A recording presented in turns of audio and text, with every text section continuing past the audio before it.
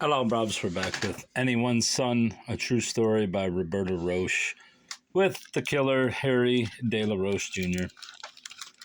Growing up in Montvale, Chapter 3, Section 1, which is actually the fourth section. Like I said, the numeration is ignorant, but I enrolled in first grade in Montvale as the smallest, lightest boy in the class. But since I had gone to kindergarten in Lodi, the school suggested that possibly I could skip first grade. Nothing done, my mother declared. He may have enough school problems because of his small size. We don't want him moving into a class where he'll be the youngest boy, too. Unfortunately, my parents were right about troubles over my size because before I could fathom what was happening, I was the butt of first grade jokes and the kid who was always picked on and beaten up by others. When I had to wear glasses by third grade, the kids mocked me even more. I didn't like talking about this and letting people know, so if my parents were aware of it, they didn't do very much. Or maybe they thought I ought to fight back so I'd grow up to be strong. I wasn't one to fight, however. Instead, I tried to please, but no matter what I did or said, I got the reputation of being a whipping boy. As the harassment continued from one year to the next, I'd often pretend I didn't care and hide behind different fronts. Some people said I was independent. Others called me shy, but no one ever got a look at what I was inside. Years later, my pastor told me I had a strong will to survive, and that despite difficulties and defeats, this ongoing struggle to survive would see me through many hard times. One of the best things in grammar school was meeting Steve Mahoney, now a student at Embry-Riddle Aeronautical University in Daytona Beach, Florida. Steve is freckled-faced and ruddy and looks like the Irishman he is. He's one of the persons who knows me better than anybody else.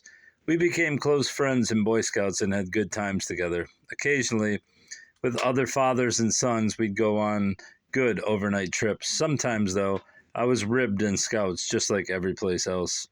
I learned to love the woods early, but I took a taunting for this because I'd rather walk in the woods than participate in other things. One time, some older campers tied me to a tree and left me in the woods for an hour before they thought they'd better come back and at least untie my legs. I decided to show them I could handle things and work out problems alone, so when they started untying my hands, I retorted, "I'll do this myself." Then I ran further into the woods and worked for about 2 hours trying to scrape the ropes off with a sharp rock I found. I got all sweaty and disheveled, but that was part of the stubborn streak some people saw in me.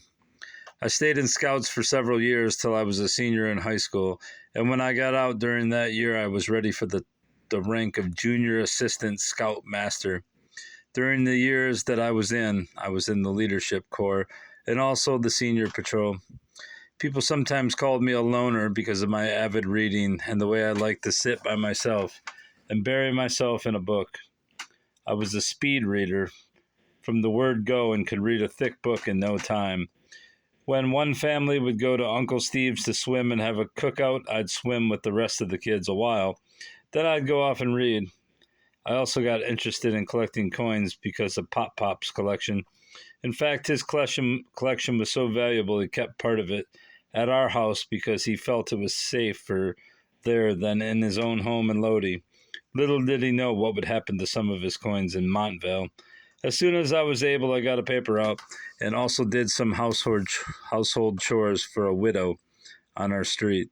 That plus coins from my family helped me build the collection. My father was proud of what I collected and told me never to sell the coins unless I was desperate. At home, there were often good times in spite of my father's conservative ways and constant strict discipline. Mostly I think of my mother cooking or baking cakes, except when she was sewing or working for the town. She used the money from her part-time job distributing area papers to help pay for family vacations to Cape Cod or the Jersey Shore. She wanted me, as the eldest, to understand my father, and she was the constant buffer as we sat at the dinner table.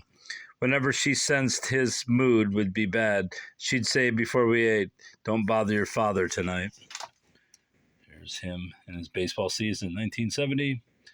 Eric, Ron in his American Legion team uniform. Harry in his Huck team uniform. And here's Harry Jr. in his Boy Scout uniform in Montvale, July 1973. When we did talk at the table, one thing I learned very early, was never to mention a girl's name in front of the rest of the family. Once I told my mother about a girl in school, but Ronnie and Eric heard the name and couldn't let it alone.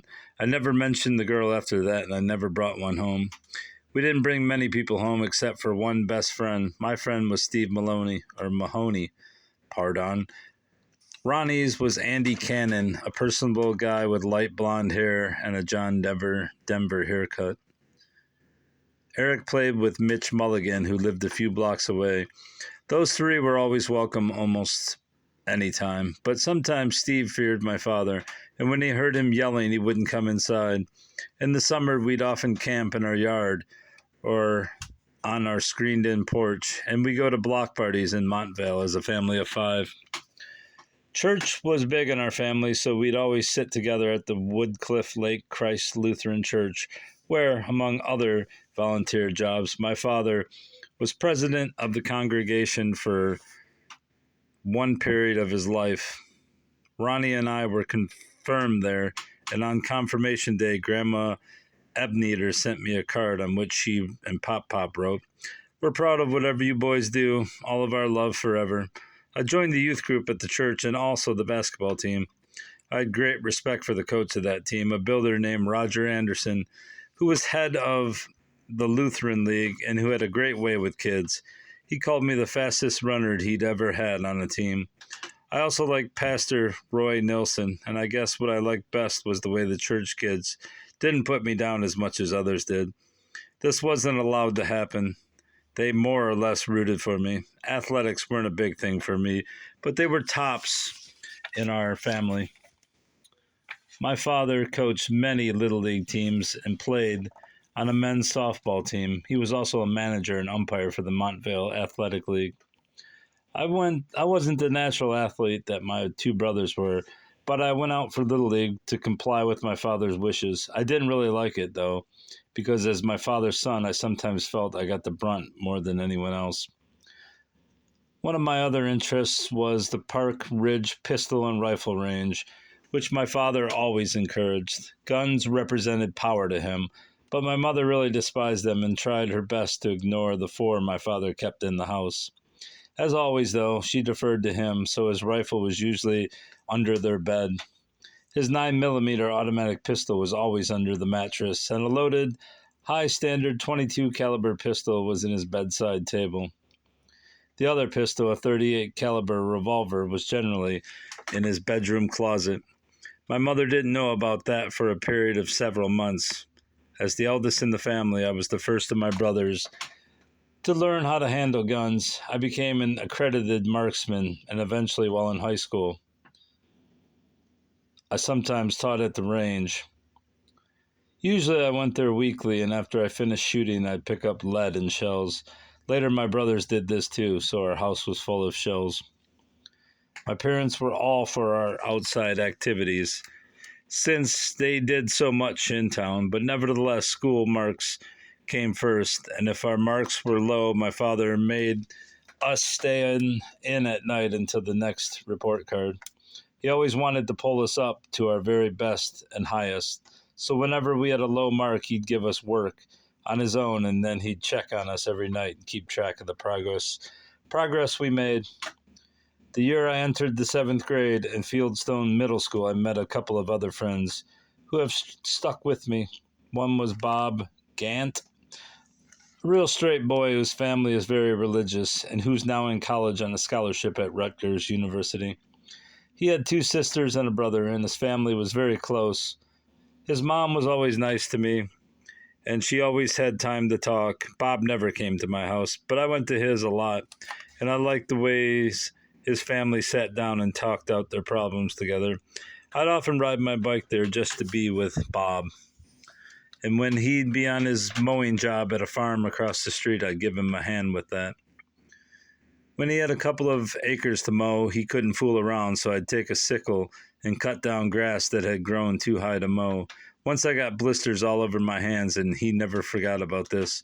Bob knew how much I liked the woods, so whenever he'd go hunting, he'd ask me to go along. Sometimes I'd go and take pictures, but I could never hunt animals. I couldn't shoot anything. My other friend at Fieldstone was Jeff D. Causemaker, who'd later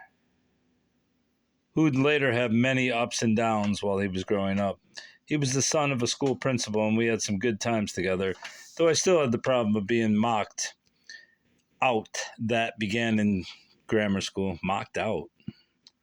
It's odd phrasing. Unfortunately, it almost increased when I got into middle school because instead of being short, I grew faster than anyone else.